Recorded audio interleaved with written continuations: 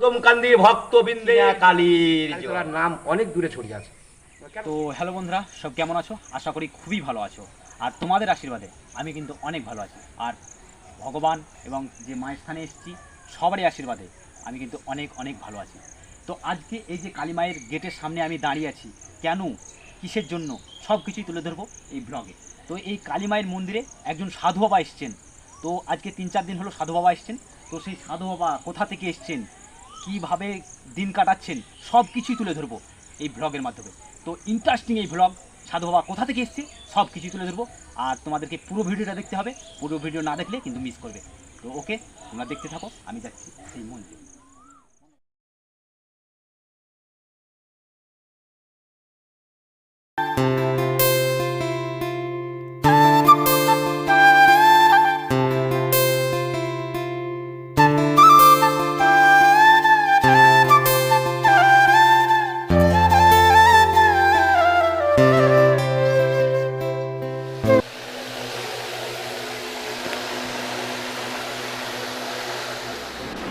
তো সাধু বাবার রুমে এসেছিলাম, তো রুমে সব কিছু দেখানোর চেষ্টা করলাম তোমাদেরকে। এবং সাধু বাবা খালি হাতে আমাকে ফেরায়নি, কিছু প্রসাদ দিয়েছে। প্রসাদ মানেই অমূল্য, তো সেই সাধু বাবার প্রসাদ আমি সাদরে গ্রহণ করছি।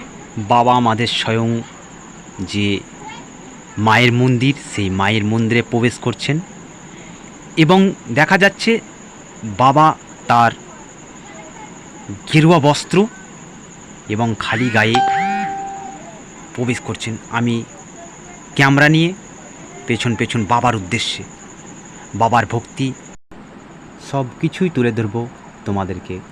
তো মিস করো না, ব্লগটা পুরো দেখো।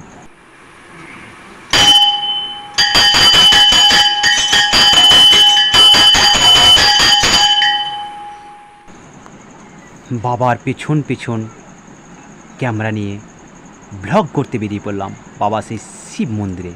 মণি বাবা সেই স্থলে এখন আমরা উপস্থিত। জয় মণি বাবার জয়, জয় মণি বাবার জয়।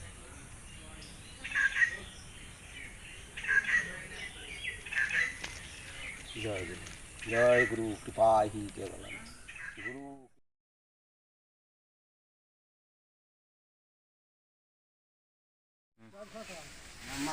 তো বন্ধুরা, আজকে আমি এই কালীতলায় উপস্থিত হয়েছি কারণ আজকে 2 দিন ধরে আমি শুনছি মায়ের মন্দিরে একজন সাধু বাবা বিরাজমান।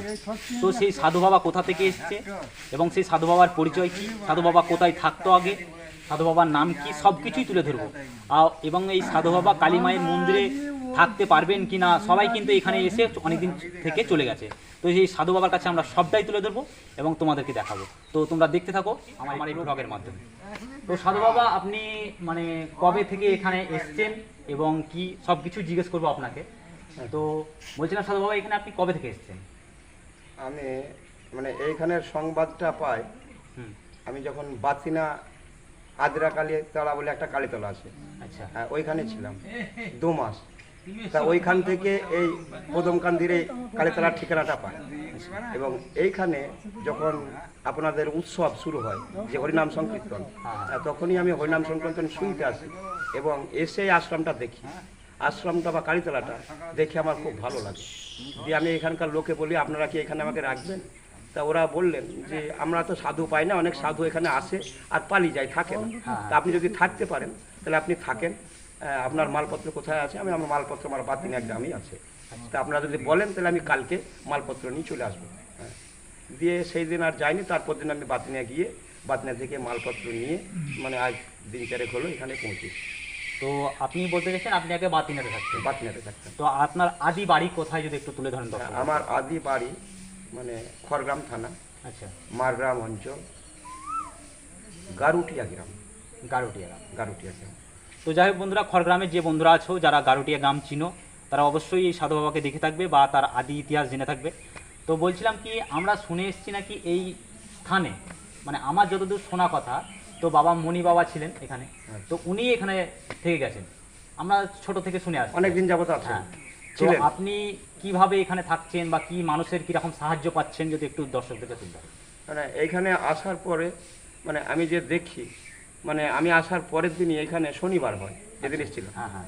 তা শনিবারের এই যে পুজো পার্বণ বা এখানকার যিনি পুরোহিত ছিলেন, ওনার নাম ডাক নাম কি রাজেন চক্রবর্তী, হ্যাঁ হ্যাঁ রাধাকৃষ্ণ চক্রবর্তী না কি বটে, রাজকৃষ্ণ চক্রবর্তী। তা উনি বললেন আপনি এসছেন এখানে থাকার জন্য, তা আমরাই তো এই মায়ের পুজো করি বা আমাদেরই পালি আছে, আমাদের কাকা ভাদরা করি, তা আপনি যদি থাকেন খুব ভালো জায়গায় আপনি থাকেন, আমরা গ্রামের সকলে ব্যবস্থা করে দেবো, আপনি যদি থাকতে পারেন তা থাকেন, খুব ভালো জায়গায়। তা আমি বললাম আমার জায়গা খুব পছন্দ, আপনারা যদি বলেন তো আমি মালপত্র নিয়ে চলে আসবো। দিয়ে মালপত্র আমি নিয়ে এলাম, দিয়ে আমার এখানকার লোক সহযোগিতা সবারই আছে, সকলের উৎসাহ আছে।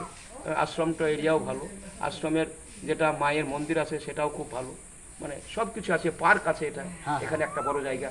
তারপরে এই আশ্রমের মধ্যে মানে বহুত কিছু আছে, বহুত গাছ আছে, বহুত কিছু দেখার দর্শনীয় আছে এখানে, হ্যাঁ, বহুত কিছু জিনিস আছে এর মধ্যে, ঐতিহ্য কিছু আছে অবশ্যই।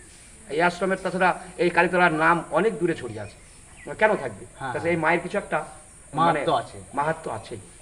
তো বলছিলাম আপনাকে এই শুধু পুরোহিত ছাড়া আপনি যে ভক্তগণ দেখছেন তারা আপনাকে কিরকম সাহায্য করছে বা কিছু বলছে কিনা সেই রকম কিছু না না, যদি একটু ভক্তগণ বলেন। আমার চোখে যা দেখছি মানে সবই ভালোই বটে, খারাপ কেউ নয়। আচ্ছা হ্যাঁ, নিজে ভালো তো জগৎ ভালো। অবশ্যই অবশ্যই। হ্যাঁ, আমার চোখে সবাইকে ভালো লাগছে, আমাকে খারাপ কেউ লাগে না। তো আপনি এখানে কিভাবে জীবনযাপন মানে করছেন, যে ভিক্ষায় বেরিয়েছিলেন? হ্যাঁ, আমি ভিক্ষায় বেরিয়েছিলাম আজ। গ্রাম ঘুরেছেন? হ্যাঁ, গ্রাম ঘুরেছি। গ্রামে মানুষ সাহায্য করছে? হ্যাঁ, সাহায্য করছি। হ্যাঁ, যাকে যা বলছি মুড়ি চাল আলু, হ্যাঁ, 2-5টা টাকা তাও দিচ্ছে। এই সবাই হয়তো পারে না, যার আছে সে দিচ্ছে। হ্যাঁ, ওই আজকে বিক্রি করে এলাম, চাল বিক্রি করলাম, হ্যাঁ, গ্যাস ভরলাম, চাল ওই চাল বিছে। তো দেখেন, কিছু প্রশ্ন জিজ্ঞেস করারও নয়, আবার কিছু প্রশ্ন জিজ্ঞেস না করলেও নয়। হ্যাঁ। যেমন বলতে চাইছি, আপনি তো এখানে রাত কাটাচ্ছেন, হ্যাঁ, আপনি কি মায়ের কোনো মহিমা বা কিছু একটু উপলব্ধি করতে পেরেছেন? দেখুন আমি তো এই দিন এই 3-4 রাত এখানে থাকছি। হ্যাঁ, আচ্ছা। তবে মোটামুটি আপনি যখন এসছেন, যখন একটা চ্যানেলে কাজ করেন, তখন আপনি পরে আসেন। হ্যাঁ, এই ব্যাপার নিয়ে মানে আমি পরে কথা বলবো। হ্যাঁ, সবসময় সব রকম কথা সব রকম কিন্তু বলা হয় যায় না। হ্যাঁ, তারপর আমি কেমন ধরনের এখানে মা আছে বা কি আছে ও বৃত্তান্ত জানতে গেলে আমাকে কিছুক্ষণ টাইম দিতে হবে। অবশ্যই অবশ্যই। টাইম দেওয়ার পরে তুমি সব কিছু ডিটেলস পাবা। তো বন্ধুরা দেখতে পাচ্ছ যে সাধু বাবা বলছেন যে এই দিন চারেকে কিছু মানে উপলব্ধি করলেও সেটা কিন্তু সবারই সামনে বলা যায় না বা বলতেও হয় না। তো সাধু বাবা আর কিছুদিন থাকুক, তারপরে মায়ের যে বৃত্তান্ত সব কিছুই তুলে ধরবে। তো সাধু বাবা কিন্তু এবং আমি বলি আচ্ছা। এনার মানে এই আশ্রমে যিনি একজন খুব জাগ্রত সাধু ছিলেন, ওনার নাম মণি কি ছিল, যাই হোক মণি নাম। হ্যাঁ হ্যাঁ। ওনার সমাধিও এখানে আছে। তা আমি আসার পর থেকে শুনছি যে উনি খুব মানে জাগ্রত সাধু ছিলেন, মায়ের সঙ্গে সাক্ষাৎ পেয়েছিলেন বাবা খেপের মতো। হ্যাঁ, ওনার সমাধি এখানে আছে। আমিও ওকেও প্রতিদিন ধূপসা 2-3 বার করে দিই, স্নান করি। হ্যাঁ, তা ওনার কাছেও পয়সা ওনারও কিছু বক্তব্য আমি পেতে পারি, পাবো না তো নয়। সাধুদের আত্মা চিরস্থায়ী, ওরা চিরস্থায়ী এখানে থাকবে এরকম নাই না এখানে, কিন্তু ওদের সাধনায় বুঝতে পারলে ওরা আবার দেখা দেবে, এরকম আমার উপলব্ধি আছে। যেমন আমি একটা নিগমানন্দ সরস্বতীর একটা বই পড়েছিলাম। তা সেই নিগমানন্দ সরস্বতী একটা বই লিখছেন যে সাহিত্য সম্রাট বঙ্কিমচন্দ্র ওই নিগমানন্দ সরস্বতী একটা জিনিস লিখেছিল, তা সেইটা সাহিত্য সম্রাট বঙ্কিমচন্দ্র লিখেছিল, কিন্তু নিগমানন্দ সরস্বতী সেটা বুঝতে পারছিল না মানেটা কি। তা নিগমানন্দ সরস্বতী সেই সাহিত্য সম্রাট বঙ্কিমচন্দ্র মরে যাওয়ার পর তার যোগ বলে তার আত্মাকে নিয়ে এসে কথোপকথন করেছিল, দুজনাই কথাপথা হয়েছিল মরার পরে, মানে বঙ্কিমচন্দ্র মৃত্যুর পরে। এবং সেই কথা যে কি কথা হয়েছিল, কি প্রশ্ন করেছিল আর কি উত্তর দিয়েছিল, সেই উত্তরটাও সেই জ্ঞানীগুরু বইয়ে আছে লিপিবদ্ধ হয়ে। ওটা লেখক হচ্ছে স্বামী নিগমানন্দ সরস্বতী, যিনি খুব শ্রেষ্ঠ যোগী পুরুষ, ভালো মানে শ্রেষ্ঠ বলা যায় না, তবে ওর লেখা জ্ঞানীগুরু, প্রেমিক গুরু, যোগী গুরু, তান্ত্রিক গুরু, প্রেমিক গুরু, বহুত ওর বই আছে নিগমানন্দ সরস্বতী। তা ওনার এ থেকে আমি এটা বুঝতে পেরেছিলাম। তো যে যারা দর্শক বন্ধুরা আমার এই ব্লগটা দেখছো তাদের উদ্দেশ্যে বলি, এখন সাধু বাবা আজকে 3-4 দিন হলো এসছে। তো সাধু বাবার ব্যাপারে মানে সাধু বাবা কতটা সৎ, কতটা নির্ভীক, সব কিছু আমি কিন্তু বলতে পারবো না। তো আমার কাছে সাধু বাবা নিজে একজন বড় মানুষ, বড় ব্যক্তি। তো আমি একজন ছোট ছেলে। তো সাধু বাবার কাছে আমি একটাই আবেদন রাখবো, সাধু বাবা এই জায়গাটাকে একটু পরিষ্কার রাখবেন, সব ভক্তদেরকে একটু ভালোবাসবেন, আর এই মায়ের একটু সেবা করবেন। মানে মানুষের দেখো আমি বলি ব্যবহারই মানুষের পরিচয় পাওয়া যায়। অবশ্যই। আমি থাকতে থাকতে আমার ব্যবহার দেখে মানুষ বুঝবে যে আমি কি করছি, অবশ্যই। আমি কি নোংরা করে রাখছি না খারাপ করছি না কারোর সঙ্গে খারাপ ব্যবহার করছি, আমি মানে সব মানুষ তো দেখতে পাবে সেটা। হ্যাঁ, অবশ্যই অবশ্যই। আমি তো এসছি, আমাকে কিছু একটা টাইম দিতে হবে। আমি একটু মানে এক জায়গা থেকে এলাম, এইখানে আবার ফিট হতে আমার একটু টাইম লাগে।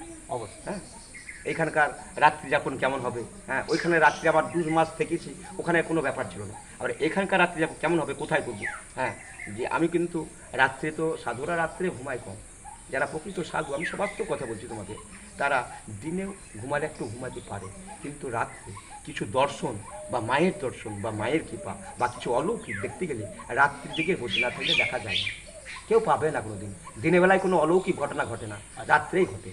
যদি কেউ গভীর রাত্রে মনে করে কোনো সাধু নয়, কোনো সাধারণ মানুষও যদি কোনো দেবস্থলে বসে থাকে, যাক আজকে অমুক বার পূর্ণিমা কি অমাবস্যা বা মঙ্গলবার বা শনিবার, যে আমি মাকে গিয়ে কিছু একটা অনুভূতি পেতে চাই বা কী জিনিস আমি দেখতে চাই, তা কিছু না কিছু একটা পাবে। যদি কেউ সাহস নিয়ে বসে থাকতে পারে অবশ্যই পাবে। আবার আমি উপলব্ধি করছি সেটা। আর তোমার যদি হিম্মত থাকে, তোমার মানে আর সাধুপথে চলতে গেলে লজ্জা ঘৃণা ভয় চিন থাকিতে নয়। লজ্জা ঘৃণা ভয় থাকলে কিছু হয় না। আচ্ছা, লজ্জাও দূর করতে হবে, ভয়ও দূর করতে হবে, সব কিছু দূর করে এখানে বসতে পারলে মায়ের কৃপা, মায়ের অনুভূতি অবশ্যই পাওয়া যাবে। তো যাই হোক, দর্শক বন্ধুদের কাছে একটাই অনুরোধ, আমি আর ব্লগটা বেশি বড় করব না।